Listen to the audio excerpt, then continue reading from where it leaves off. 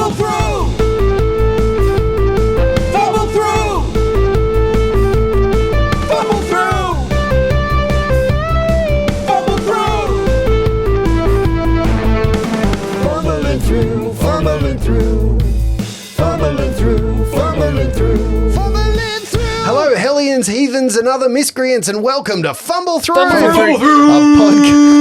What was that? Sorry. A podcast that flips the middle point of its pentagram at all the summoned creatures. Welcome back to the Fumble Factory, a place where we slay dragons in our minds and cast spells that ignite our hearts. We thank you once again for joining us, and I would really like to take the time to express appreciation to all of you for pulling up that chair and coming on this journey with us. It really makes doing this project worthwhile when you get in touch and join in the conversation over social media. So thank you all very much. And because I can't be nice for an extended period of time, here's some dickhead with some more info. So yes, we have Facebook, Twitter, and You jump straight in there. I'm over it. I can't defend anymore. There's Facebook, Twitter, and Instagram. As he said, there's we're probably getting to holiday season time around about now. And Is that because we're teachers? Like, there's always a holiday season around the corner. it's because I don't have a release schedule and I don't know where we're at. But yes, because it's getting to holiday season. If you have, something you want to talk about, or something you need to do on those holidays, listen to Fumble Through, or get someone else to listen to Fumble Through, and join in some conversations on the Facebook group. We've been trying some new stuff on the socials. I'm interested to hear what you like and don't like about that. Feel free to post "This sucks" in any of our social posts. or I really like this. We're trying to, articulate the beers that we're drinking and the stories that we're telling. And the words that we're saying. Trying to, open that story up in visual medium. Hopefully that's working for you. And if it's not, let us know. If it is, let us know. The best way to let us know is to invite your friends to listen. Yeah. Need Lindsay to stop pretending he's really Anna Kendrick on social media would be great. Well, that post went really, really well. I think the Anna Kendrick. Did we post that? Did we put that up? Should we try and get her and Henry Cavill in? Well, it was when Lindsay was doing the cups thing. Yeah, but it's not cricket cups, Lindsay. That's the problem. It's actual cups. We've got that video of two Lindsays, one cup. Oh, yeah, that was shit. That way. If you got Anna Kendrick and Henry Cavill in, we've basically almost got a WoW rating party going there because they both still play. They're both WoW fans. Do they? Yeah. That's not even interesting. Luke's walked away from the table. He's just shutting the door because he's worried this shit will flow into the rest of my household. The Fumble Factory. Sorry, yes. Past the moat, past the dragons, into the neighbouring village. This is all the village.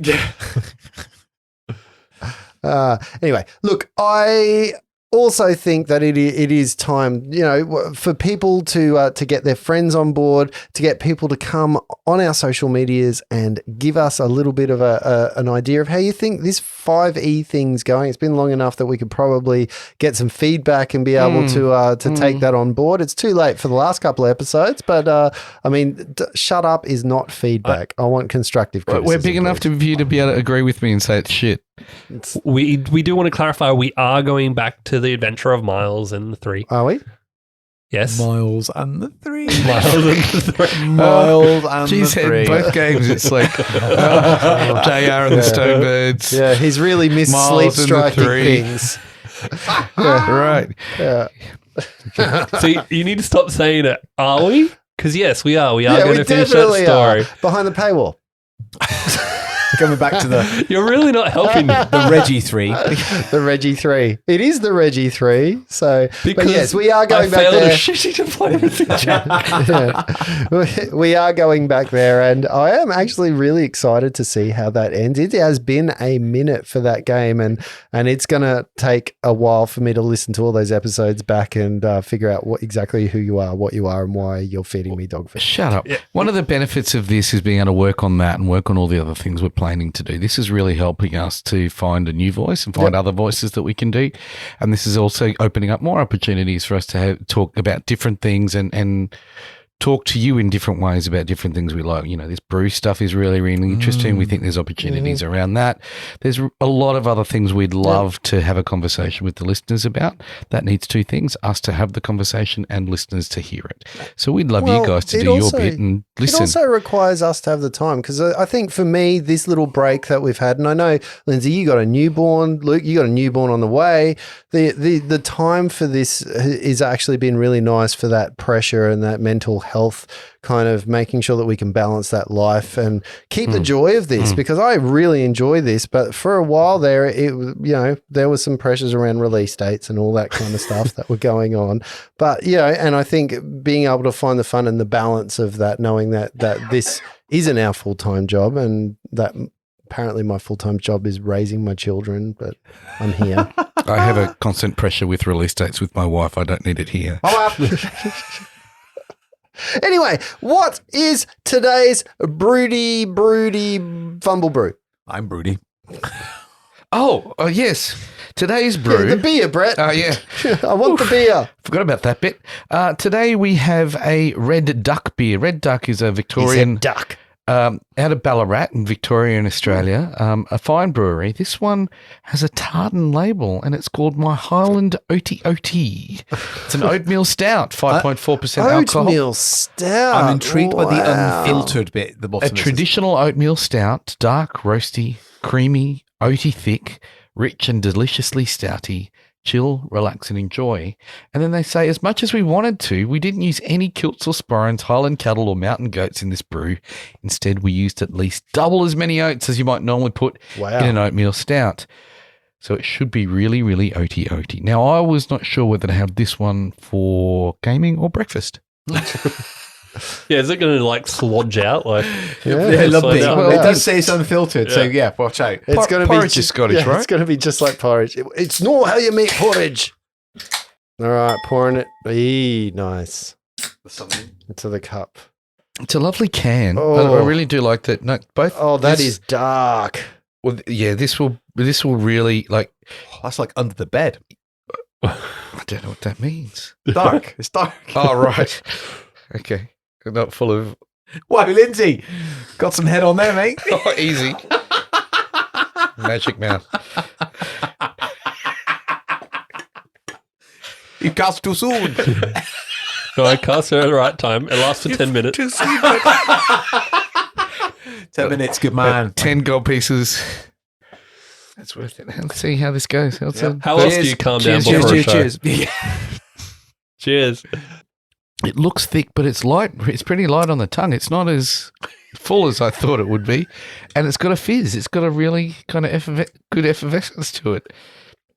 I wonder if someone drank pineapple before they made this. It's got a very bitter aftertaste. Yeah.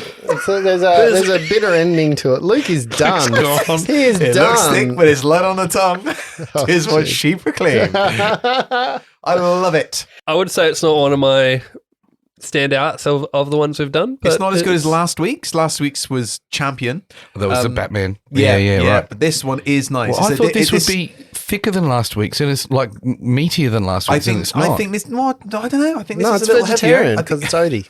It kind of reminds me a little bit of like espresso, like the taste. Oh yeah. It does have some I coffee think to it's it, got a doesn't fuller it? flavour than last week's. Yeah. Last week's, I think I could have pop. Could have done 4 quite Pop, easily. Yeah. Whereas this is a slower This is burner a one, like end some of of the night. yeah. Sit back, relax, Full and of chill, whiskey. like it says on the can. Ooh. So I guess let us know what your thoughts are on the Red on Duck the Brewery. Red Duck. Thank you My very much. Highland OT. I don't know how many times did I say that. My Highland OT. It was the accent that you used. I thought was what got me. OT. Is that like a song or something? My Highland OT. Yeah, maybe. I don't know, maybe. Any Maybe. Scottish people out there listening, please tell us It's JR's next song, right? how my two friends are bastardising your culture. So look, we've been drinking a lot of beer lately, and it has changed the tone of how we've been playing these games. And it's brought And out our BMI. It's brought out a side of us that is probably the unfiltered side at the times. What I would like to talk Just about like this beer. the devil side. So today's dicey question goes down that road. What is the devil side of you that you want to repress? What is the thing that you if I want to, what's the deep dark secret? No, I don't want to know that you killed someone. Wow. But what is the part of your personality maybe, or the persona or something along the lines that you're like, I'm aware of this and I work hard to make sure this thing doesn't come out all the time, or that I control it, or I give it a release or whatever. I'm out. That's it. There's too much in that I can go first on this one. Yep. I used to, and I don't know, hasn't happened for a while. I used to get mad, like real mad. I've learnt to hold that in pretty well, I think. Just push it down. Yeah. There is still sometimes I snap. Justin's probably the one that causes most of them. It's true. It's not untrue. It's not just you. Yeah. That's what I was going to say. That's a across all my friends. The other thing though, I think this is a generation thing, is the talking yourself up. Mm-hmm.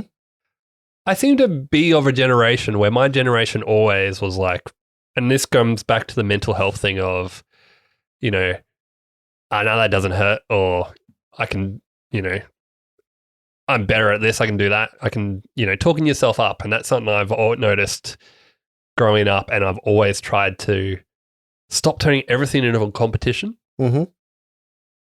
But yeah, that one's tricky. Is that like who can get the most messages on the Messenger thread? Yeah. I Who guess can so, get the yeah. maddest? Instagram followers. I can get so mad I broke a table. I can get even madder. I think I talk myself up more than you talk yourself up. I mean, I'm better at it than all of you. But it is very much a society thing now, like, follower accounts and all that kind of stuff. It's interesting because when different generation, I'm of a generation where everything was very stoic. You just took everything in stride, and anything bad, you just went, yeah, that's fine. And just get on with it, get on, do the work, nose to the grindstone, just push through. And now it's kind of like, well, I overcame this and I overcame that, and look at my Facebook and look at all the things I've done, and look at all the things and look at all the things. It's a very different kind of perspective on life. It is. And on that, I guess that's why a lot of our generation of people don't talk, like, the mental health stuff that we've been here. Like, it's still, I mean, you've seen my uncomfort when we start talking about ourselves and bad languaging stuff. Well, yeah, I think that's right. We were taught to not acknowledge that, or not push it down. Push it down or push it to the side or move past it. And it's, just not deal with that stuff. And it's not healthy. I think there's something really healthy about acknowledging that stuff. I don't know that I need to see your breakfast every morning.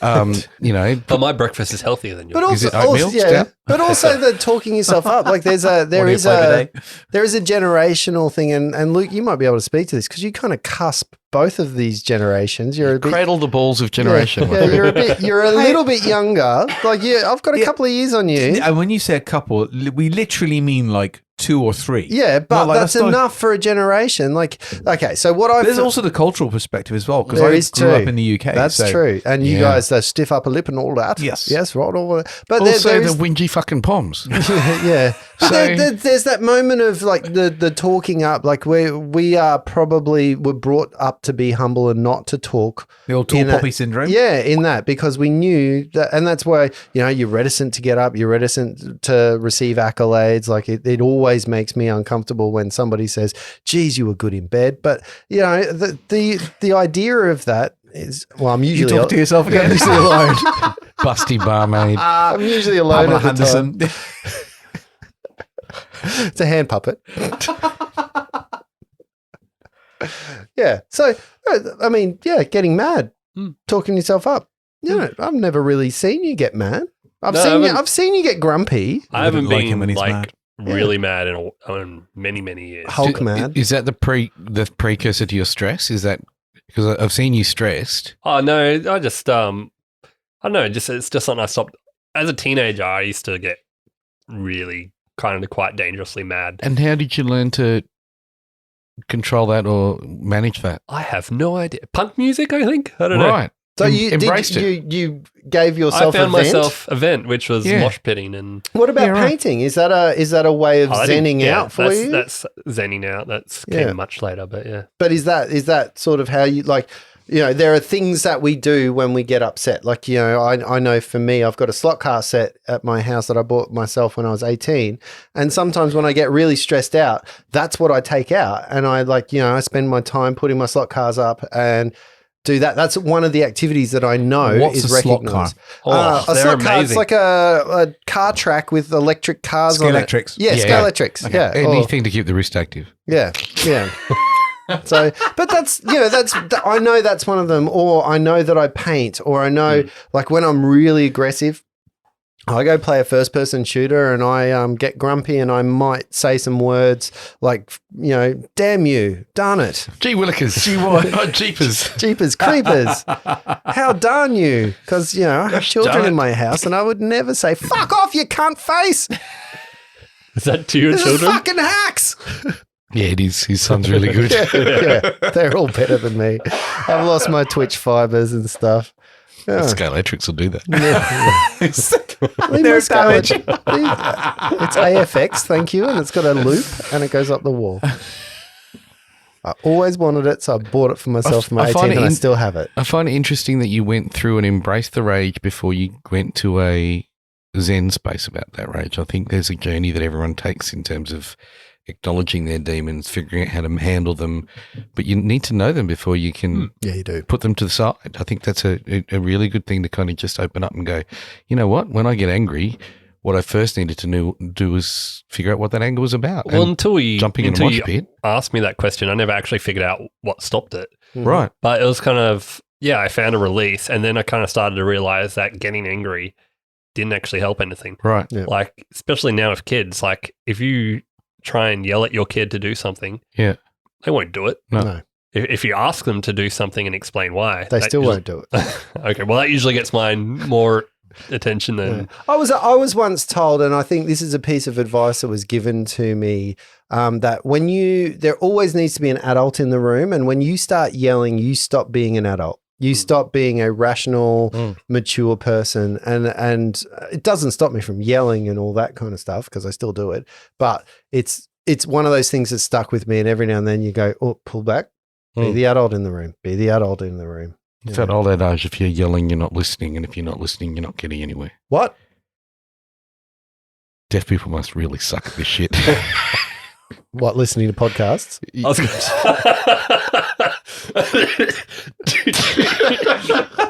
Well, that got Lindsay. I think he's getting mad. He's going Red Hulk. He's going Red Hulk. Oh, that was good. I enjoyed that. The one audience we can't offend. Yes. We'll find a way. I'm sure we will. There goes transcribing these into readable format. Yeah. All right. What about you guys? Any demons you'd like to share? Don't give us the bad ones. Just give us the ones you'd like to share. So I guess for a long time, like way back, I always remember being really twitchy about being late for things. I think that comes, I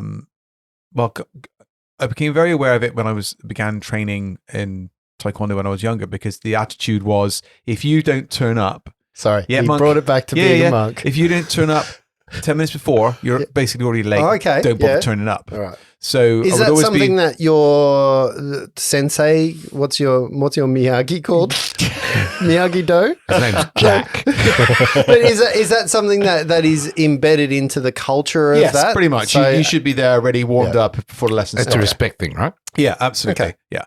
It's more of a kind of a Western, Japanesey kind of thing, whereas in Okinawa, they're a bit more casual. You turn up, you don't turn up, over a 2-hour session or something like that. It doesn't really matter. But what I didn't realize was that was just basically like an early manifestation of a need or desire to feel that I'm in control of everything around me. And interesting you mentioned about kids, because I didn't realize just how deeply rooted that issue was until I had children, and then constantly like being anxious and stressed about, don't put that there, don't, no, that's dangerous, no, slow down, stop running, blah, blah, blah. And just having almost like a meltdown about this idea of being in control with what's around me. So if I could change anything, it would be to be more let loose and not give Be a bit fancy free. Yeah, which I guess like going back to last week when you talked about imaginary friend, both of mine were more focused around like just chill out, just let it go. It's okay. Yeah, be zen. Oh, and I'll always have these things like, oh, what if they fall over and what if this happens? And my counselor was like, when those situations come up, really the question you should be asking yourself is, so what? That's so what? If she falls over and she hurts herself. Not necessarily so what, but what's next? What's the repercussion of that? But also, it's a normal thing. Yeah. Kids fall over, and I guess I've got 3 boys in my house, and they fight, and sometimes my wife wants to step in. I'm like, let it play out.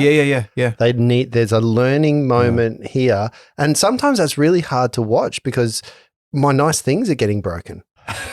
Like, they're going to smash my television. And he's not talking about his kids. They'll repair themselves. Yeah, they're self-repairing. Yeah, that's right.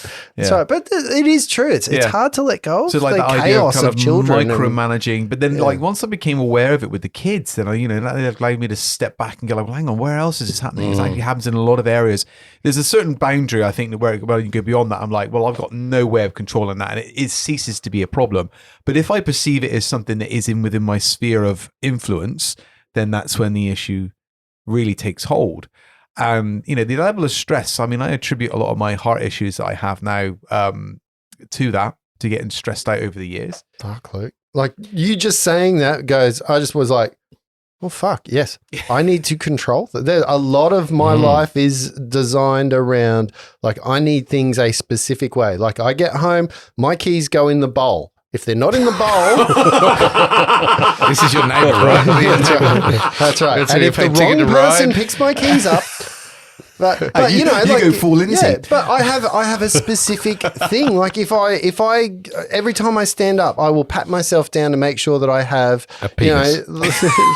If that's missing, I get upset. I know where to look for it, but But I guess the thing for me though is there is a lot about control. Like you saying that, and I was just like going, "Fuck yeah!" I do a lot of things around because I can't control certain amounts of chaos. I control what I can control, probably to an extent. Like, you guys have never seen that part. Joking. Has that influenced your career choices, being in a classroom? Interesting. And thing is, thinking that's a controlled environment, and you have a kind of dictatorship in the room, but actually the reality is fucked. Puts the dick in dictatorship. You're talking about teaching, you can't say that. I can say whatever I want.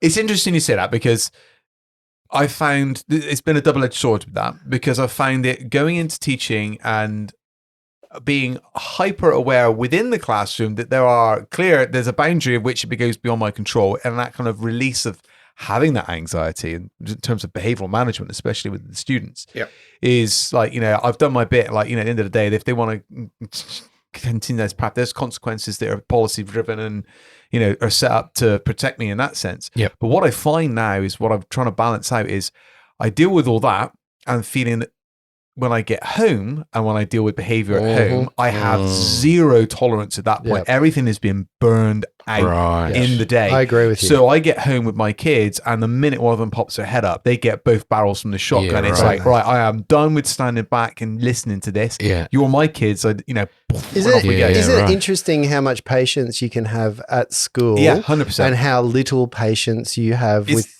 your own. Like, it's almost really, that thing that the cobbler's kids have no shoes. Yeah. Because, I don't want to bring my work home with me. And there are moments where I kind of find myself going, if this was actually work, then I would have treated this a different way. Yeah. But then again, I'm like, I get respect at work, not at home. That happens. I've made the mistake of, like, I guess there is a difference though, where there's a level of familiarity. I'm being flippant, a man. But there is a moment where you have some expectations of your kids, but there is a professional border between school and there is a level of, I am respected because I am this person that is a teacher, or I'm this the role is imbued role, with, yeah. and you are this role, so you know what you are. Whereas I've made the mistake. I often joke and say, I've made the mistake of telling my kids I love them, and that way they know I won't throw them out a window when I tell them that I will. Whereas the kids at school don't know that. Yeah. So and the other thing is, the flip with that is, like, at school you have no idea what's going on with that individual's life outside of the classroom where you're there. So there's that level of tolerance and understanding, because like I have no idea what's going on for you, so I'm going to give that latitude. Whereas when you go home, pretty much what's exactly happened. Yeah.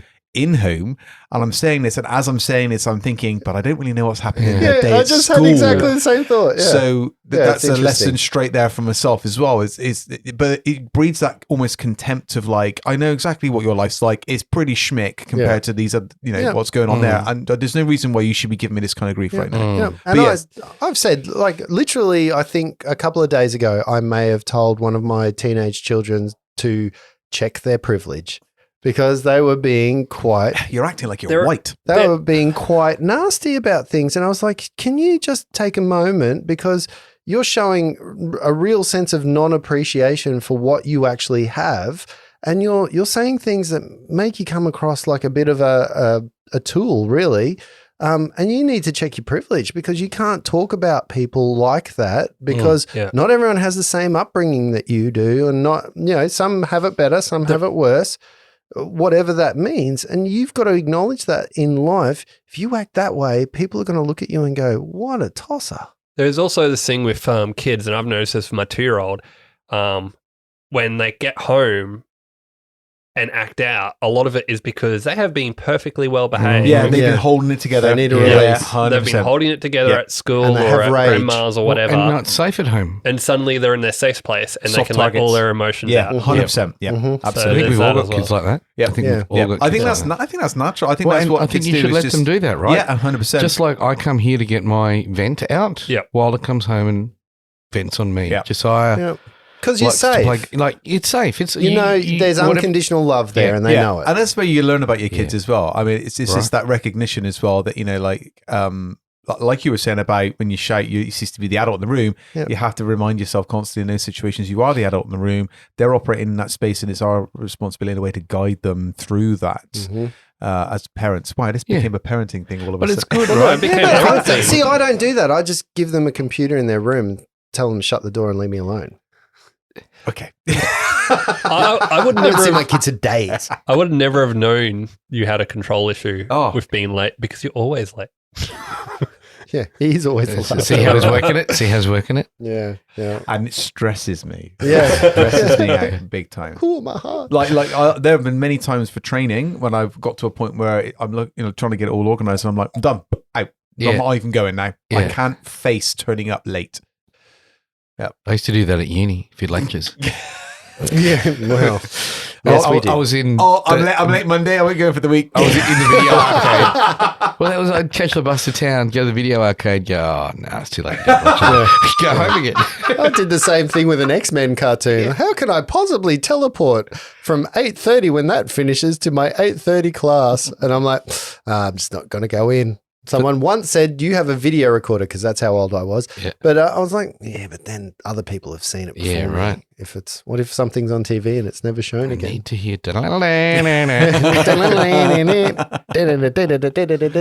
What about you, Brett? What's the devil inside? Look, I think I've talked about this with Flopsy, that quite often I want to say things and I hold back. Quite often there are things going in my head that are like... You've heard me say things. There are things that I'm holding back. So I reckon I can pinpoint what exact moment last week when that happened, where I got a look from across the microphone. No, the looks are just me going, I can't deal with you right now. Yeah. It's the things where people say stuff and I've got really inappropriate shit going through my head. And I've, here it's a bit safer. I can let some of it fly. At work, when, they're dumber than you guys, and that's saying something. The bar is low here, really low. And I'm in a meeting, and they're saying the dumbest shit ever, and I'm just, I'm holding it back so hard not to say, well, I'm sorry. I can't see it from your perspective because my head's not up my ass like yours. I have that at work, but I don't find that an issue. I deal with dumb people constantly. Yeah, but I want to say stuff and I've got to hold it in. And it's the devil right there on my shoulder going, oh, you could really call them out. Yeah, right? And I've got to I'm always going, be grateful, be forgiving, be a bit more generous with yourself or your time or, your responses. But really, I just want to call out their dumb fuckery and just say it to them. I have a story on this. So I had a friend of mine who worked with me, and he got a job transfer out west, and so I decided to write him a song, a farewell song. And the song basically, the lyrics were, "You left your job, and that's congratulations. For the rest of us, commiserations. But while you've gone away, you've got your job. I'm here to stay and deal with fucktards."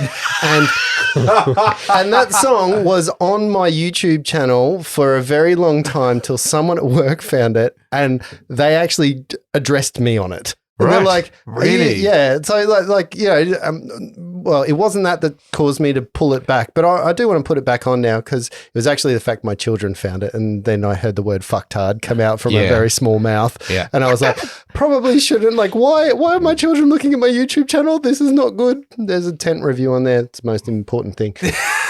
But that's the thing. Like, it was a joke, but also it's artistic license. But also, he left me to deal with fucktards. Yeah. Like, I guess, and now we're going to have to edit this out of the podcast. No, we're going to put a link to that song up. Not all of them are fucktards. I guess the difference between my job and your job is after I deal with the people, probably the same people that you're talking about, to be honest. I actually then go down and go to the rest of the IT department who deal with the same fucktards. Yeah. Like you've been talking about, and go, oh, you cannot believe what they've just done. Yeah. And I've got to go, all right, Lindsay's left now. Let me help you fix your fucking problem, you dumb fucking... You click the left button, not the right button. No, it's not actually a rodent. It's a mouse. We're okay here. You have multiple screens. Stop duplicating them all. Yep. I had a screen issue today, Justin, where, there are 5 screens in my office not being used. My screen's not working. Okay. IT couldn't fix it. Okay. Pick up one screen, put another screen, plug it in. Is that better? Yeah. They'll come and fix the other one then. When it's not being used, there's heaps of time to fit. Like, come on, people. Don't be so fucking inadequate all the fucking time. I really want to eat. Is this episode going to be the one that's called Where We Commit Career Suicide? Yeah. Yeah. Some of us already have. Mine will be fine. We're very short-staffed at the moment. Actually, true. That's true for us as well. Yeah. I'm out. I got tenure. So, that's me just trying to hold back that thing.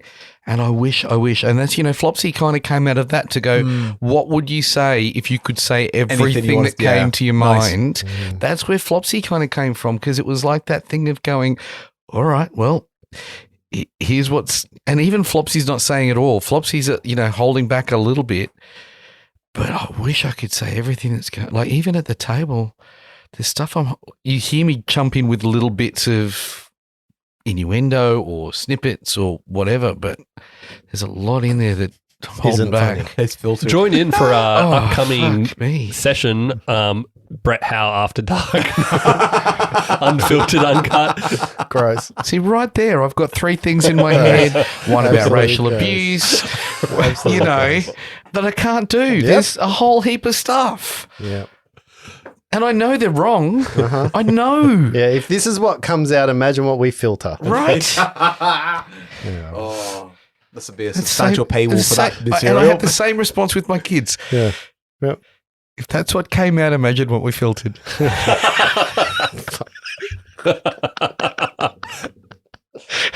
Leave my nephews alone. Point proven.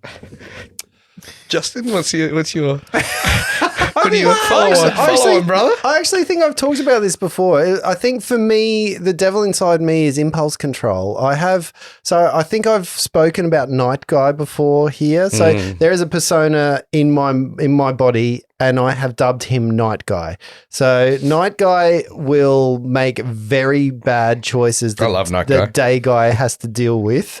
And Night Guy is an absolute asshole to anything that I have commitment to. So Day Guy wakes up in the morning and goes, you got to lose some weight. You've got to actually go to the gym, which Day Guy will do. Day Guy will eat well. You just be careful with your pronunciation of Day Guy.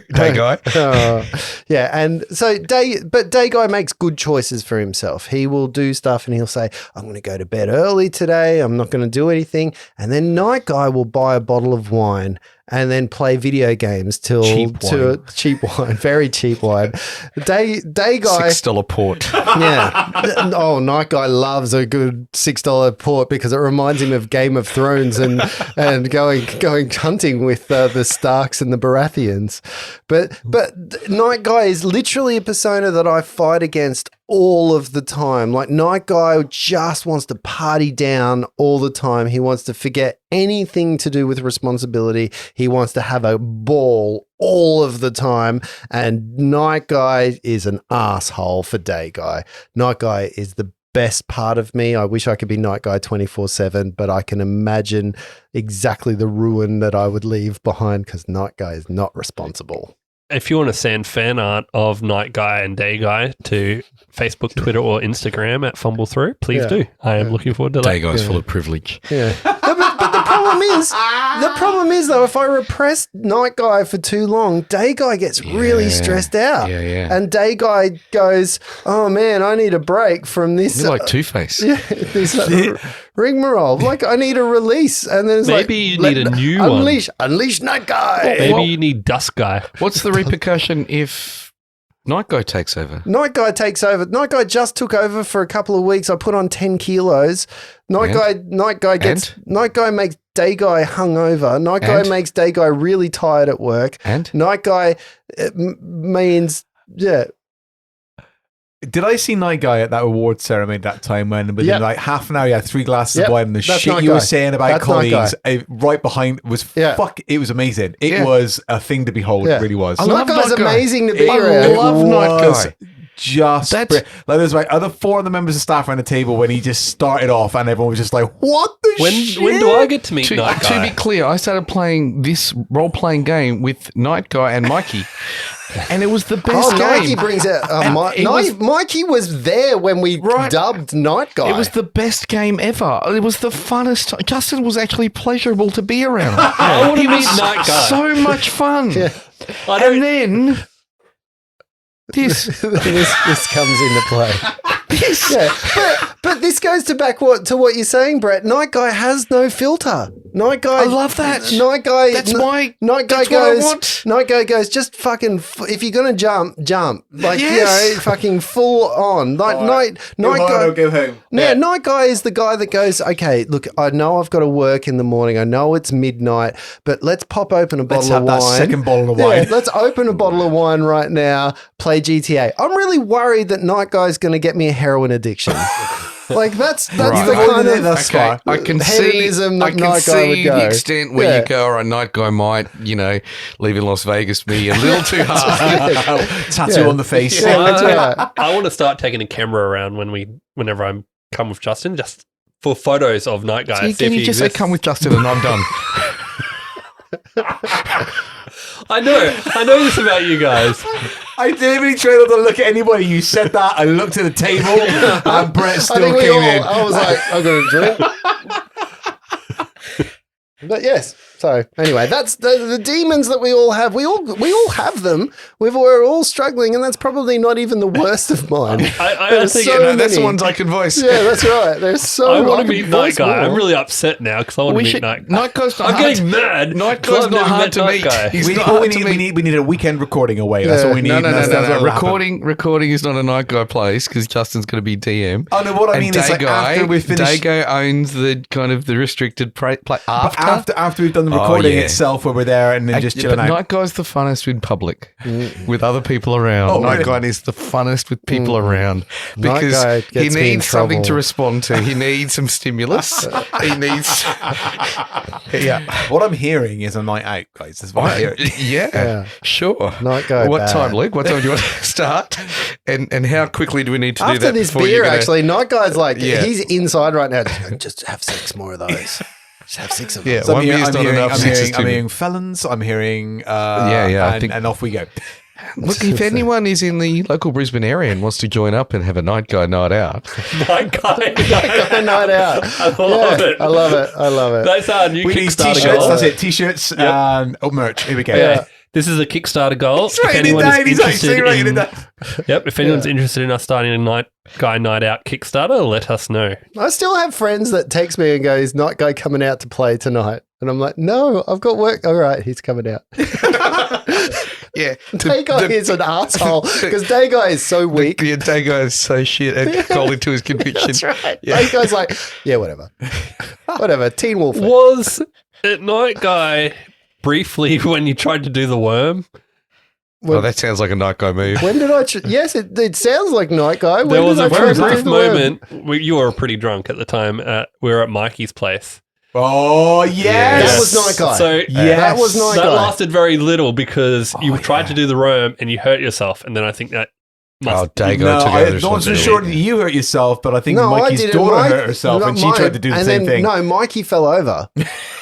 I fell over too, but I got in trouble after that for drinking too much. Yeah, I left pretty early because there's an end. that was a lot. Mikey brings out Night Guy pretty fucking Mikey's good easily. at that. Mikey's good at that. Mikey's got his own Night Guy too. Yeah. Again, nights out. Here we go. Yeah. Anyway, all right, let's get back to this game. So, guys, Oh yeah, that's what we do at this podcast. That was a great chat. almost. I like that It chat. was. Yeah. That's the Absolutely. best dicey question we've had in ages. Oh, good. I thought it was actually going to be a shit one. So So it went long, but I think right. it was I good. need to think of some ideas think of that- Night Guy t-shirts now. I think. I think we used the can cover from last week. Yeah. No, Night Guy's got to be shitter than that. Night Guy's got to be. Night Guy's He's that gonna guy be with carrying, a belly. Yeah, and carrying a bottle of shit wine. Adam West Batman. The t-shirt's a little too short. Nice. Oh, The butt cracks kind hanging out. of like Sarah you saw earlier. Right? Yeah, the controller's in his hand with a bottle of wine. His cow's cat ears with like a stocking pulled over the top of Yeah. him. Just with people going, oh no, he did it. Anyway. All right, bring us back, Justin. Bring us back. All right. I believe I'm going to throw not to me, but to J.R. Lockwood. J.R. Lockwood. J.R. Lockwood. What you got, Flint Lockwood? Flint like wood. Flint Lockwood. As Nikron landed, he cauterizes Dazzlin and Moradius's wound. It wasn't Dazzlin, was it? It was Norbus. Norbus and Moradius's... He scratches out, makes a note. Moradius's wounds with his flaming feathers, leaving a long lava stream down his chest. Ooh. After both of them are stabilized, the party rests before returning to town for JR and the Stonebird's first gig. J.R. and the Stonebirds. Love it. I love It's it. a short interlude chapter, that We one. didn't really do much. Like, you know, Yeah. I got 50 gold. Smash cut. Stage. There's people everywhere. The sound, there's hustle and bustle. You guys are inside and in. People are waiting for J.R. Lockwood and the Stonebirds to play. We have not seen the Stonehill Inn this excited for a long time. Or ever, because you've only been in town for like 2 days. okay. JR, when are we starting? Oh, hey, we'll go on stage now and we'll warm the crowd. We're and going to go over there? Yeah, just, you know, wherever you can be heard. Okay, I need to know this. What is JR's, what is his pre-show ritual? Performers Yeah. have a pre-show ritual? Yeah. I told you, magic mouth. Okay. Yeah. Okay. No. All right. And a follow-up question. What's on JR's rider? Oh, my what? His rider. You know how rock stars want like No, only I'm the not a blue, rock star. only the blue M&Ms. Everyone gets a rider. Yeah. I have no idea what that is. Oh, like, you know, when they're like, You I get to need ask 5 for bottles stuff. of this and I want only the blue M&Ms. Being and a I want- diva. Yeah. Oh. What's I your never demand? thought about that. So I've seen some riders in my time, and what I know is that the crew put shit on that rider so they know people have read the rider for the technical equipment. So the blue jelly beans are so they know if there's a bowl of blue jelly beans, they've read it and all the gear that they've asked for is going to be there. Yeah. If there's no blue jelly beans, then someone hasn't actually taken note of the rider and they're going to be in for a shit fight and they need to check all the gear that's there. That's the checking process of that. That's what's going on. That's Wow. actually pretty cool. They also put, 3 bottles of bourbon for the crew on there. Yeah. Is that a paperback rider? Oh my God. Paperback rider. I haven't actually thought about what JR's vices and luxuries are. Okay, he's nut guy. He might want a lemon-scented water to clear out his He's throat, probably to get his 'cause vocal cords. After Magic Mouth. He's fairly new. Two warm towels to place his hands in to keep them warm. He's fairly new out of the college, so he probably hasn't really. Yeah, you got to find your. It takes a while to. What a poor excuse for really lame and inadequate character development in Seaside. So, He would make sure the fire, like the torches, aren't anywhere near his headroom because of a bad experience that he had when he was. but he's pretty He short, was so Michael that's Jackson. okay. Well, that was one of the things we rolled. Remember that I had a bad experience a week.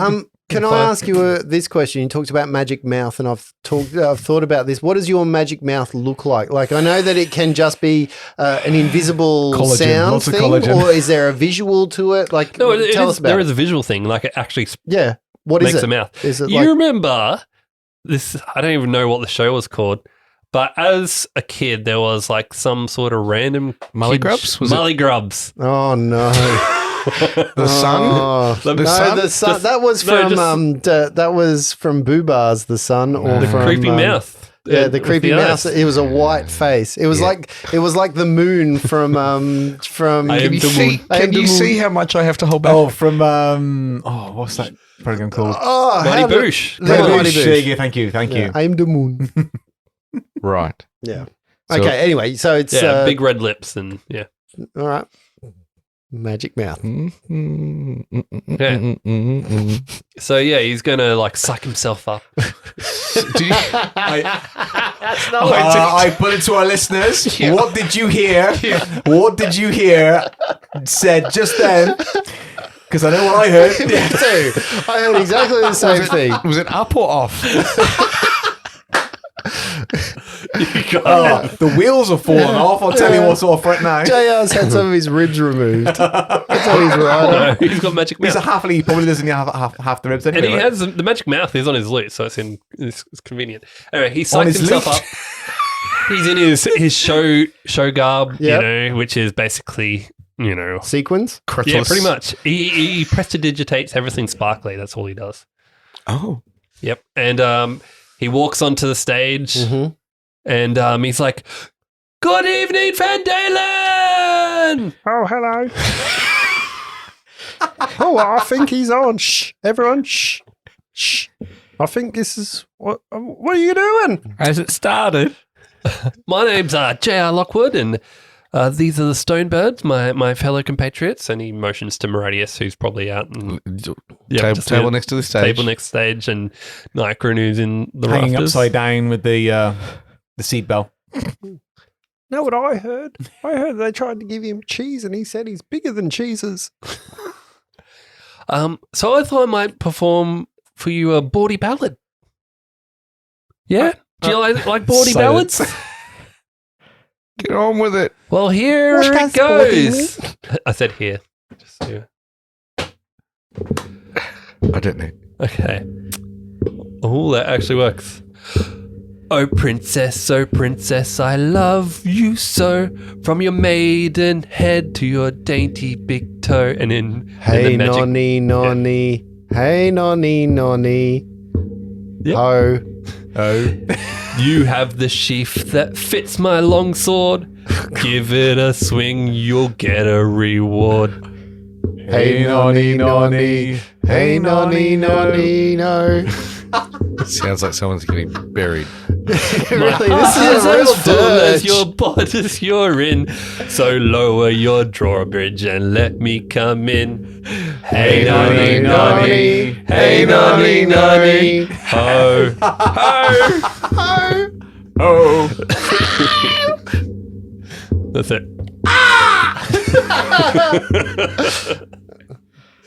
Let's make a performance check for me, please, Lindsay. oh, give him what? Is he going to Well get a done. modifier Well for done, that? Lindsay. With Well done, advantage? Lindsay. Well Something. done, well Come on, done. he's got to get So something. you can have was advantage well on this written. roll. Ooh. 17. Oh, wait, it's a stringed instrument. So, not, well, is it stringed or oratory or both? I didn't hear any strings. I Yeah, I heard didn't a lot hear of- any strings. I learned how to. It's true. Well, I thought you Oration. wanted to There's do There's a a stringed. stringed instrument. I forgot about my string instrument behind me. Spent about Um, 3 hours tuning that thing up. 19. 19. So you feel like the crowd are on board with this. They loved it. Even some of the children are like, oh, what's a sheath? What's a maidenhead? Yeah. What's a drawbridge? What's an innuendo? Yeah. There's plenty of people that are laughing and singing, and the whole turn, the whole inn starts to turn, and you see the life of the inn start to warm up. Laughter starts to spread. The drinks start flowing. People start walking past, throwing some coins into your little the little coffer to give you tips, like a piano man on a piano that you don't have, but guitar case. Yeah. So and sure enough, more and more people come in as you continue your performances throughout the evening, and people are having a really, really good night for that. Can you just roll me a percentile check for me? 46. Ooh, you end up earning about 4 gold pieces for your performance. And now, just to put it in perspective, that's a lot.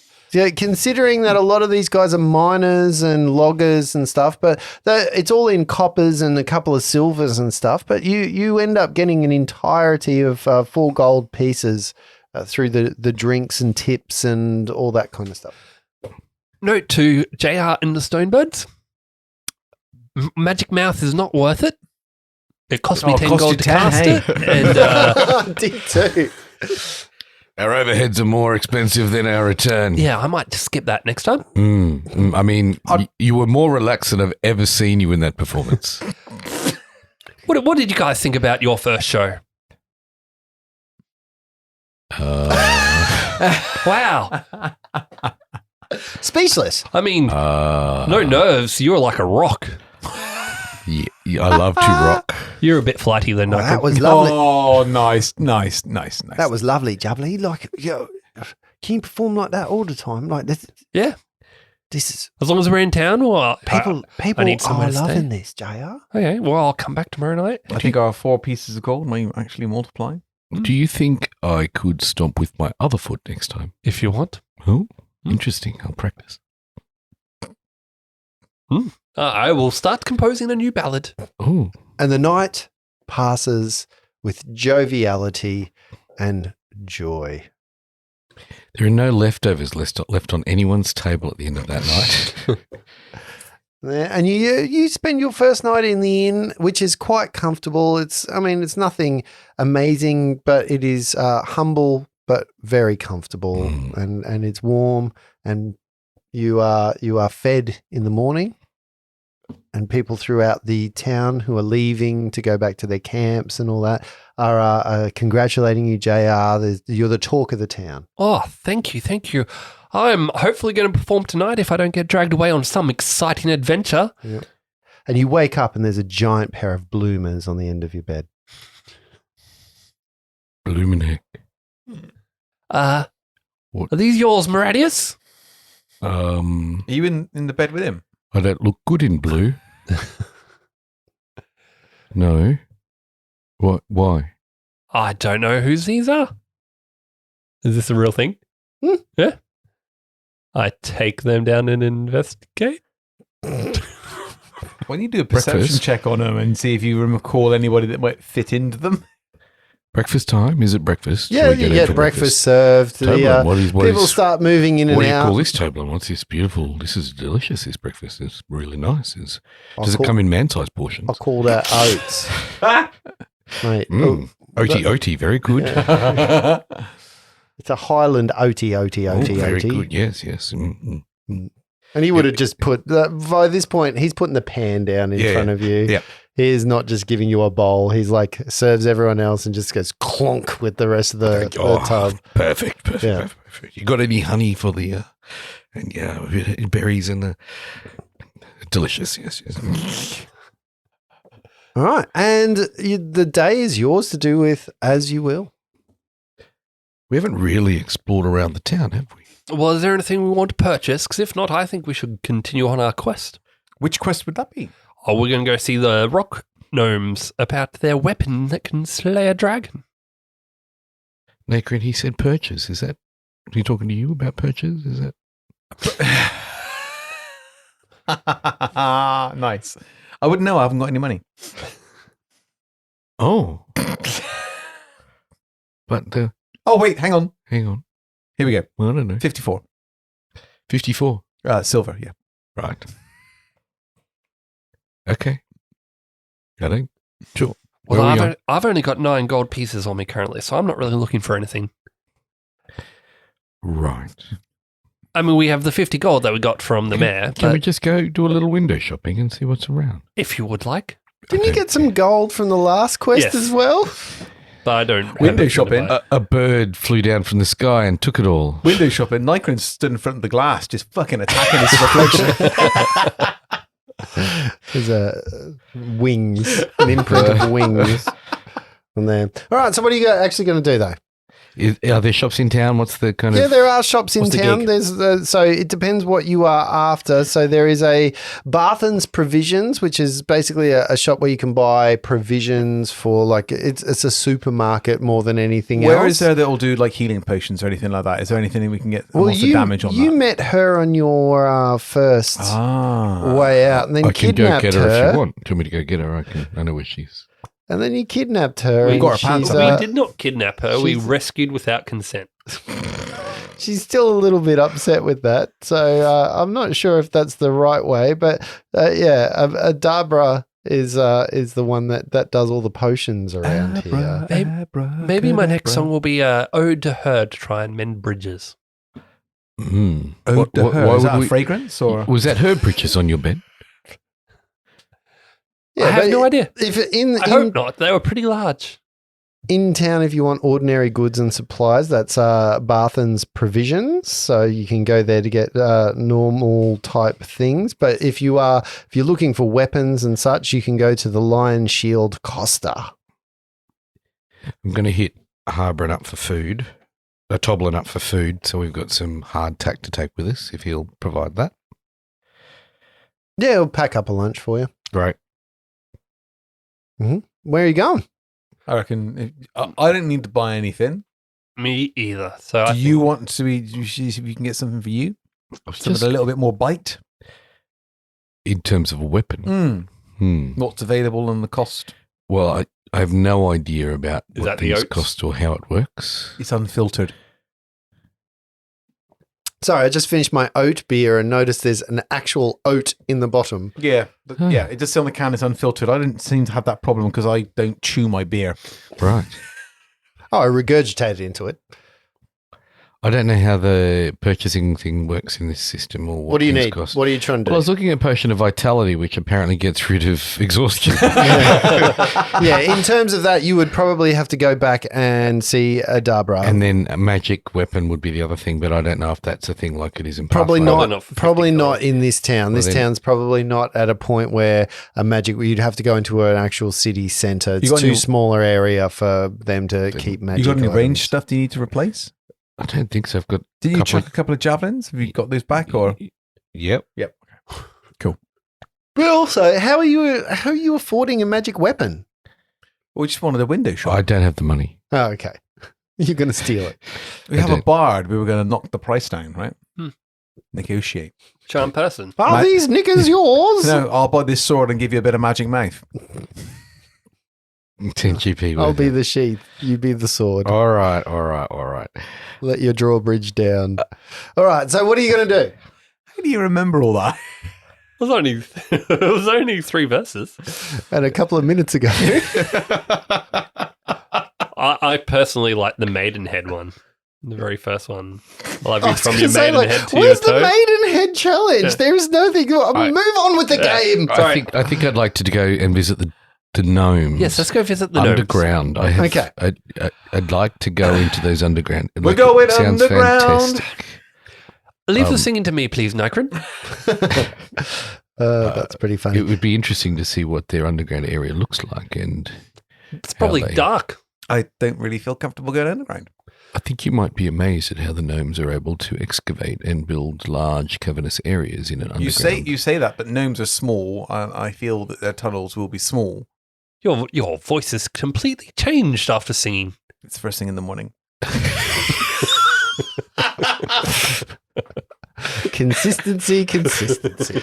So you would probably spend a little bit of time talking to people around the gnomes, Gnomenguard. What is Gnomenguard? Where is Gnomenguard? Yeah. And you can get a couple of pieces of information, Gnomenguard. Okay. You can get a couple of pieces of information from people. Basically, Gnomenguard is a home of rock gnome wizards who have basically formed a bit of an alliance with the neighboring humans and dwarves around here, and they serve magic items to people. So they live in a series of caves that is under a waterfall at the base of the mountain southeast of Phandalin, and they basically make crafted items. So people are thinking that maybe they've crafted something that might take down a dragon. So that's part of the whole idea of why you might want to go there. Shiny. Sounds interesting. And magic. Mm-hmm. Maker and magic. They say to you, like, it'll be good to meet the two kings, Nurkly and Korboz. Nurkly and Korboz. How long does it take to get to Gnomenguard? I was hoping you wouldn't ask me that question because I've been looking it up and I can't find it. Well, I need to make sure if I'm going to be able to perform tonight or not. I need to let them know, otherwise my fans will be most disappointed. We haven't did you make a commitment about us performing? No, but I would like to let them know if I'm going to hopefully return. I think the saying is expectation makes the heart grow fonder. Okay. Let's head out to Gnomenguard for X amount of days. Gnomenguard. Sorry, that's the Spray wow on the Gnomenguard and have a good weekend. Yeah. So Gnomenguard's probably another half-day march from here. It's about the same distance from where you are that you travel to the Dwarven ruins. Okay, if we hurry quickly, we can return. Let's go. What's the aim of the we get 50 gold if we talk to them and see if they have a magic weapon. Excellent. Come on then. So Nikron will take to the air, and Yes, obviously I'll cover aerial support for the guys on the ground. Now, this seems like a Poor bad things. deal to me, but if Townmaster Harborin, if we give the magic weapon to Townmaster Harborin, he'll give us 50 gold. Right. So if it's a 5,000 gold pieces weapon, Then we don't give it to him. well, maybe Slay they the dragon. won't trust us. But we can find, it does say something useful, so if we can find anything else useful, we can Right. sell it to him for 2 50 gold. magic sending stone. Well, I was going to give one of them to Nikron here so he can scout ahead and not be useless. I mean, not have to walk with us plebs. Pot, kettle, black. Half a day later, you arrive at a stream. You follow the stream uphill to the base of the mountain where waterfall erosion has carved out a natural concavity. The roaring waterfall creates a cloud of mist as it plunges into a shallow pool of water within which rise 2 small islands covered with 2-foot-tall red, green, and purple mushrooms. Several cave openings overlook the pool from the rocky ledges 20 to 30 feet above. The mountain blocks any sunlight from reaching this place, but the one thing that you do know is that the sound of the waterfall makes small sounds actually unable. You actually have to yell to hear each other. Nikron, with the sending stone. Hello, how does this thing work? Is this on? I could always flies in circles when he's talking on the sending stone because his hand's up against his ear. Do you see anything up there? Do I see anything, DM? What do you mean? Yes, scouting. a waterfall? Yeah, so I'm looking. Obviously, I'm up in the air, so I'm going to get a surveillance of the larger. Right. So grind. essentially, what you let me paint a bit of a picture for you. So there's an inlet. Imagine a large cliff. There's an inlet where a waterfall has eroded inland. Probably almost 100 feet. The waterfall falls down. It's rushing and gushing. There's a stream that comes out of it. In the middle of the waterfall lake, where the waterfall has carved out the floor, there's 2 islands covered in these purple, green, and red mushrooms.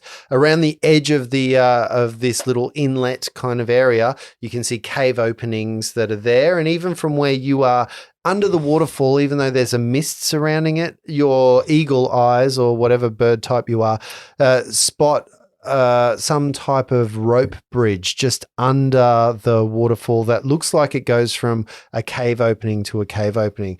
The closest of the cave openings is about 30 foot off the ground. There is a pathway that leads up to it that is to your left. That's the first one. About 40 foot down from that, there's another one on top of a cliff that's about 20 foot above the ground. And you can also see to your right, there's another cliff with a cave opening about 30 foot above the ground. The only opening that can actually be accessed by walking up it is the first one to the left. And then the rope bridge, 20 foot above the air is where the rope bridge goes, but that's almost behind the waterfall. Okay. So Nikron flies down to the other guys and relays that information. Okay. So is the first opening through the water? That one just there. Through the water. Yes. I can get to the bridge if you want me to, or... Well, let's not break in through a window just yet. Let's knock on the door. We'll go up to the front and maybe announce ourselves. Yeah. Give me 1 second, and Moradius is going to go and lay his hand on one of the smooth river rocks, and you see his skin just smooth out a little bit as he does that. He just kind of smooths it. Like takes oil of Olay. Yep, a little bit of that. Botox. And then he looks for a large... Bow rocks. He looks for a large meter roundish kind of flat stone that he can pick up. Okay. And he picks that up and starts carrying it with him to the waterfall. Okay. The waterfalls, you can't actually walk to the waterfall. You'd have to swim there. Is Marius going to take a shit? Yeah, the waterfall there is actually cliffs inside. So to get to it, we've got to swim through the lake. You would have to swim through the under lake. the waterfall. You can actually get there are two entrances that you can sort of look at by land. One of them has a path up, and the other, which is 30 foot above the ground. The other one is also 30 foot, but it's on top of a cliff. The other ones are all accessible through water, so you would have to actually jump in the water and swim. Okay, let's follow the path first, then. Hey, right. Okay. Okay, and you've got a boulder? That's a flat rock. By a meter wide? The big kind of, not that thick, just, a meter wide flat rock that's not that's a very specific piece of shale. Yeah. That you were talking about. So, yeah, you try and find a rock that's similar to that. Similar to that. Okay, as Moradius grabs that, you guys start walking up the switchback trail up the 30-foot incline, and you get inside a series of tunnels. And from here, you can see the tunnels themselves in this area are about 7 to 10 foot high, hewn into the land itself.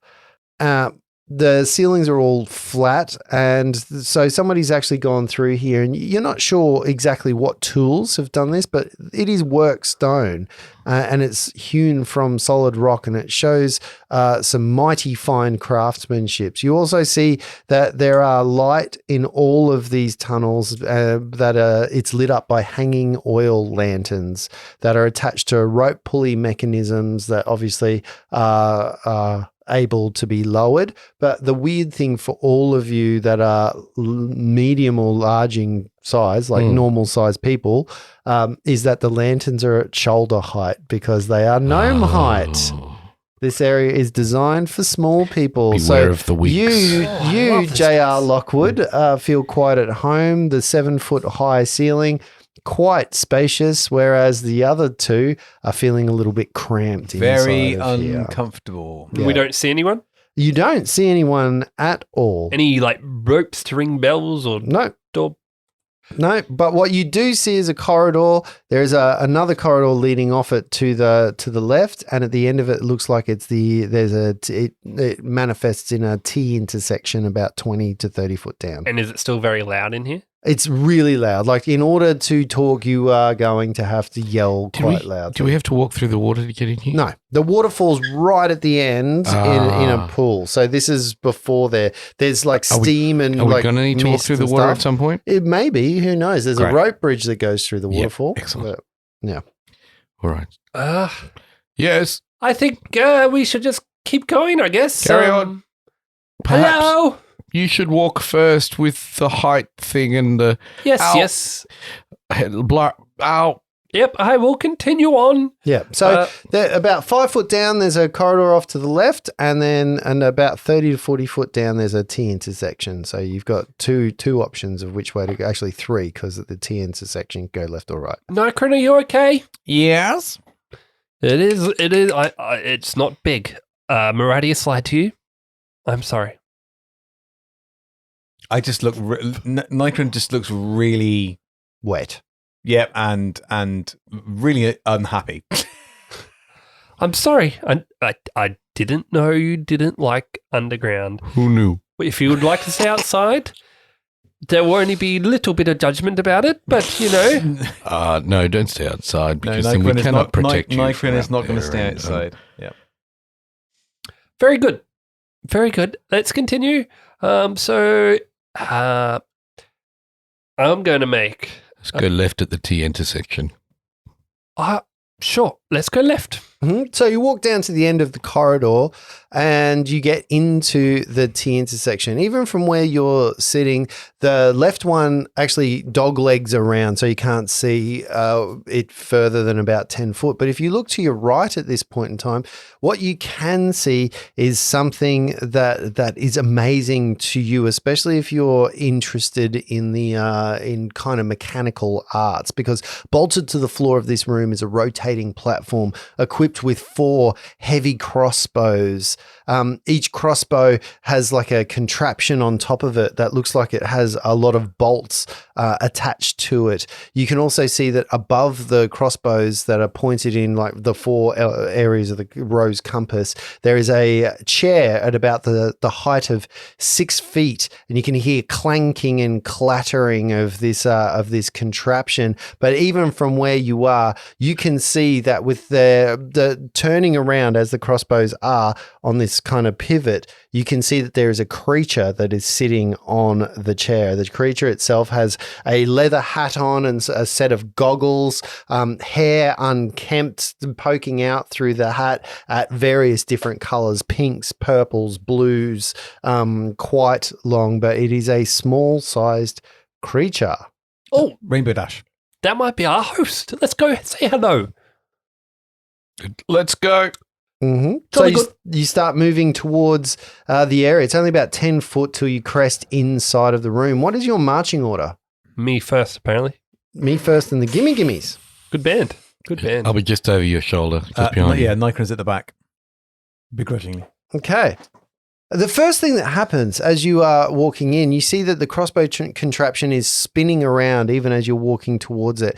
It spins around to a point where this creature on the top notices you, buckles down. You see it pull the hat a little bit closer to its head and say, "Ah!" And then, boom, a button is pressed. You can see the foot descends. You hear a click, clack, kunk, as a crossbow bolt comes flying towards you. J.R. Lockwood is in the firing range, and that will be this isn't bad, 22 to hit you, J.R. Lockwood. Before you deal your damage, I'm going to use cutting words. All right. Because it's a reaction, and you can do a reaction in a surprise round? I don't know. Sure you can. Let's go. Is there even a surprise round in this thing? Well, I guess you're both aware of each other, so yes. You can get to your decks on it's the fine. AC. All right. Yeah, so you are going to be doing that. You're supposed to actually do that before I declare the number, Lindsay. Okay, so what you need to do is now roll your Bardic Inspiration or your Bardic Inspiration dice. Well, you can shoot me if you want. That's fine. And there's no surprise round in 5e. You shoot me. Just shoot me. There is. Just shoot me. I haven't got a joke prepared, so just shoot me. So you do that. So you use a Bardic Inspiration just for this? shoot me. Okay. Are you sure? Yes. Are you really sure? Yep. I'm going to play by the rules. Well, I'm not sure that there is a surprise round. I mean, walking towards it is, you're quite aware of it because you saw it and you see it spinning. So I'm quite happy for you to have a reaction. Yeah, but it's still whether the attack roll or ability check succeeds or fails. So I did not call it early enough. So all right, you can say it after I have rolled though. And stuff. Just do it. Well, then do that. Because I want to I'll see. do that. So use your bardic inspiration anyway. I'll use my bardic inspiration. So you roll your bardic inspiration and then subtract that. I subtract that from my roll. I may have read up on this. Lindsay's reaching for 3. a D6. Okay, so that is going to be for you a 20 to hit. Still hits. It still hits. So even with that, the 20 still strikes into you and you take 8 points of piercing damage as a heavy crossbow bolt slams into you. You can see that this contraption is also moving around. You can immediately notice that another bolt goes chunk, chunk, and loads into place as the crossbow string itself auto-loads itself. And at this point, let's do initiative. I kind of go like, what smells worse than an owl? What smells worse than owl? Yeah, because he shot me and I didn't get my joke off. Yeah. Okay. So roll your initiative checks, please. Oh. No. 7. Okay. 7 for JR Lockwood. What about you, Mr. Moradius? 15. 15. And you, Necron? 21 from Necron. 21. Necron, you go first. So, can I see any I don't know, kind of mechanism to deactivate this thing? How far away is it? Sorry. So basically you're standing in a corridor. What is the marching order? So it goes JR Lockwood, you go at the back, and between the two of you is Moradius. So from where you are standing, I would say that this thing is probably 15 foot away. Okay. So it's 3 squares away from you. But what you can see is, again, there is a creature in the top of the chair with goggles on it. And even though some firing has been done, it looks like that creature is, it's moving. It's obviously a gnome, but it's not really, there doesn't seem to be an aggressive intent or a laughter. It just has buckled on these goggles that it's got on in front. So you can't even see through the smoky area of the goggles. And it's sitting on the top of the contraption. But can I see anything on the contraption that looks like part of the mechanism that controls the firing? Where the chair is. So the chair that the gnome is sitting in has a series of foot pedals that spin the contraption and shoot the crossbows. Okay. So can I, by looking at that, can I see any particular thing that I think will stop it if I was to hold it? Would stop it from firing again? As in where you would have to get through the crossbow. So so I'm thinking of casting Mage Hand to hold on to any part of the mechanism I think will stall it from firing again. Okay, so you cast Mage Hand on to basically maybe the foot of the gnome even. Or so a spectral floating hand appears at any point you choose within range. Is 30-foot range. Okay. The hand lasts for the duration or until you dismiss it, which is a minute. Okay. It lasts for. What level spell's that? It is a cantrip. It's a cantrip. Oh, really? Okay.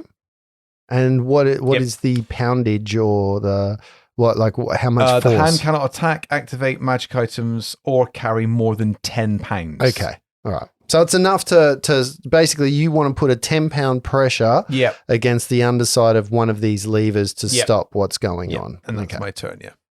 All right. So which you do, Moradius. It is your go. You shot too hard, goddammit. How far away is it? From you, 10 feet. So you're in there's you, there's a young JR Lockwood, and then climb up and pull the gnome off the device. And then the device. So you attempt to move up. Before he does, can you make an insight check onto the gnome? Is the gnome in control of this thing? Is it trying to do us harm? Can I check out its intentions? Make an insight check. That bloody well shot me. Might have done so by accident. We've all made mistakes. But no, this one wanted to kill you good. 9. 9. Again, you're not really sure. It doesn't seem like they're maniacal or anything. It just, fighter pilot kind of style. The hat came down, the goggles got arranged, moved around, and then just shot. You know, so it's not laughing, it's not saying anything. It almost looks like it's in there, like, you know, a kid playing fighter pilots in a box. It's almost like that, like. So he's going to move up and try and pick the gnome out of the seat. Kind of moving. So you move up to the creature. Now you have to get into. So because the crossbows are. The contraption is designed that the crossbows are in between you and the chairs, and the chair is inside. So the crossbows are almost a barrier or a wall between you and the creature on the inside. So how do you think that you're going to get to that? I'll try and jump over it. Athletics check. Okay, make me an athletics check. That's a 19. A 19 is enough to jump over, but I need you to balance on an area because it's not just the jump check that you need to make; it is also the balancy check that you need to make. Acrobatics? Yeah. 14. A 14 is enough. And you are balancing on the edge of one of the crossbows in front of this gnomish creature. The creature doesn't even look up. It's still fairly intent on the levers and the goggles that it has. And as you've sort of sat down, it's probably the first time you notice that the same smoky lenses that are in the goggles also seem to be above each one of the crossbows, like a little viewfinder, I guess. Very cool. Can I grab him out of the seat? Okay, and you attempt to grapple. Oh, grapple chart. Here we go.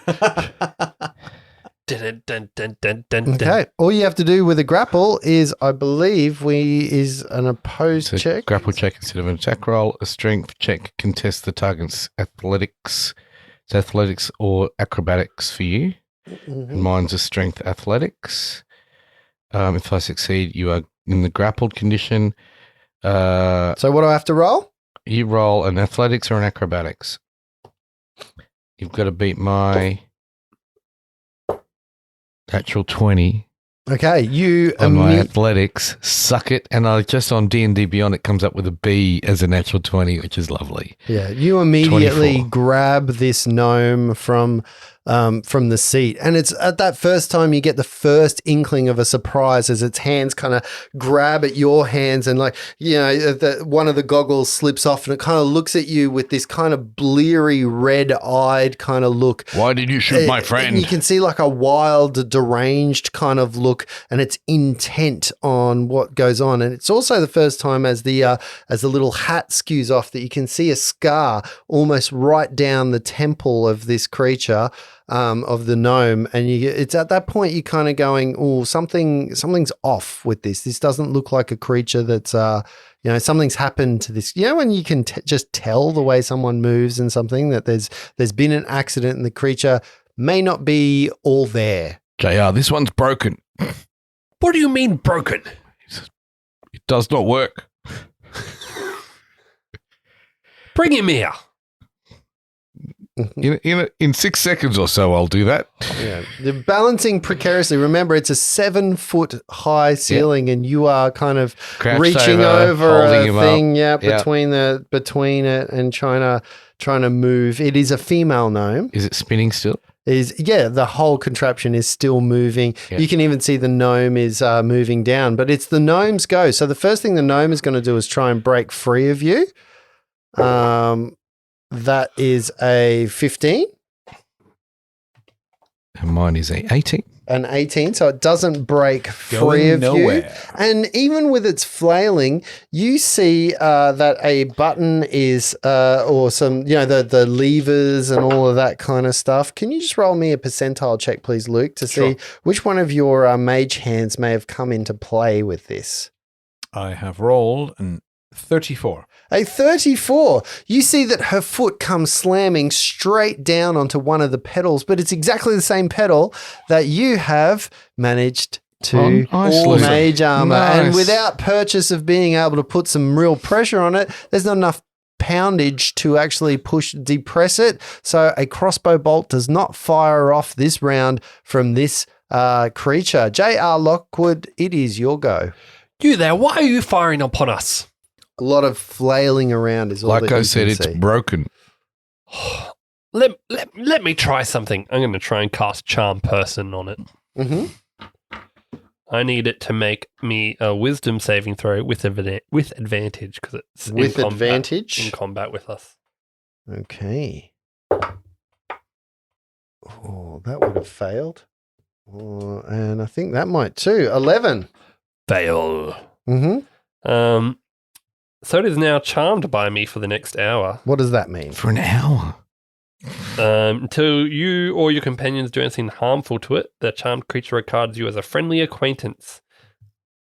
And then when the spell ends after an hour, the creature knows it was charmed by me. Okay, so all right.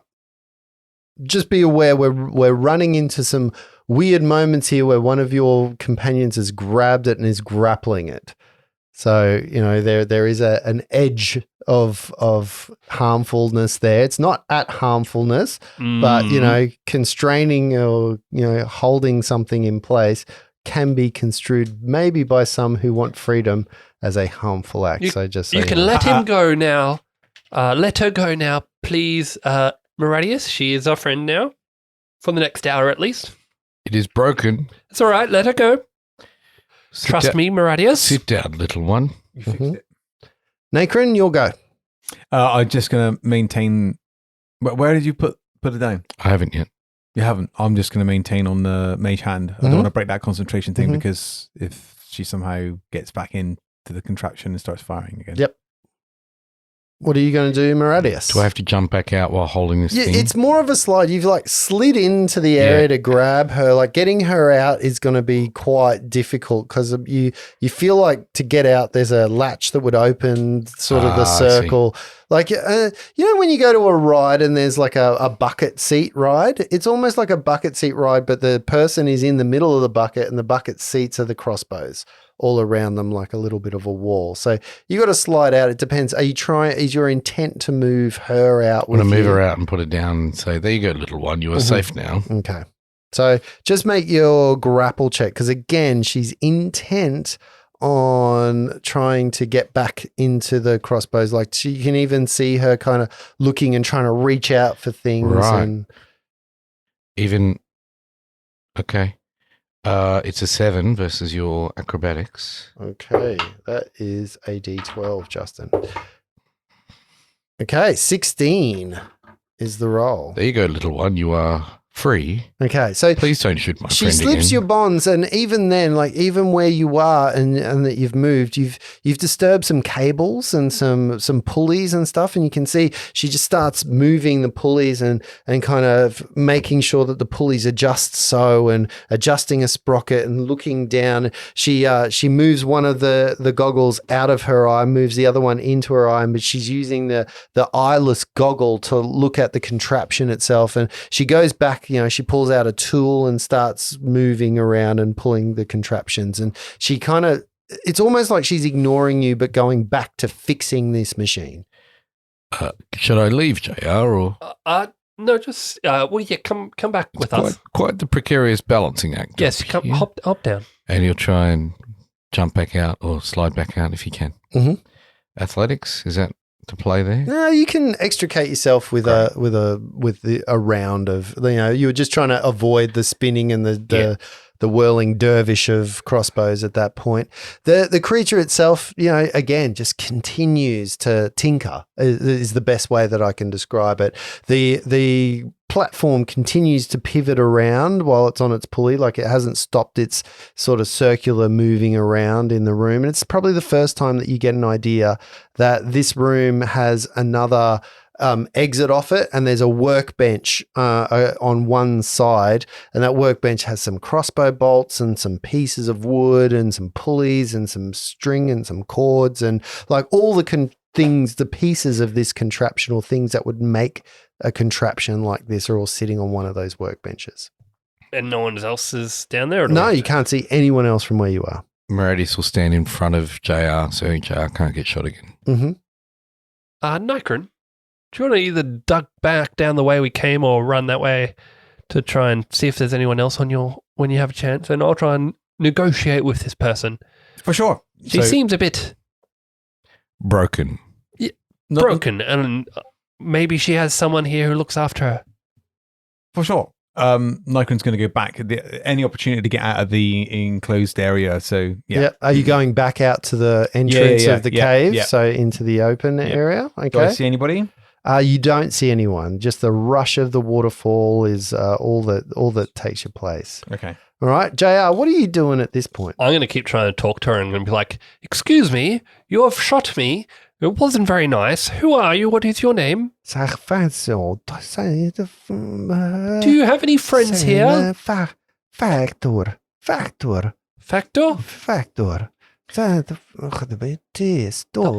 Common or primordial? Just what languages do you guys speak? Fumble Factory? Common and primordial. Common and primordial. Neither of those Halfling. languages. Not that language. Arakukran, You're not there. Common and Draconic. I just thought I wanted to be part of it. Barely Yeah, common. you shouldn't have left then. Yeah. So you guys, it even seems to be nonsensical, even the words that are coming out of her mouth. Broken. And that's again where you see, like, moving around. She pulls the hat back on her head, and you can see there's a padded area. It's almost like part of her skull. It has a dent in it that the hat covers. I've seen that on soldiers that I've fought with. Hard knock to the head sometimes makes people lose their wits. They seem to be able to do one or two things well, but the rest of the things they cannot. Sticky the twing. Oh, Maybe- oh. She must have someone here else with her. Let's try and find someone else. Factor. Ting. Spang. Do you want to go? Spling. Do you And want she me to she just goes back to fixing. She's not harmful. She's not doing anything. She just goes back to fixing up the crossbow, spinning it around. She just, JR, you have in your shoulder, Oh, yes. Yes. a little thing. Can you pull Pull it it out. Yeah, this may hurt. Yep.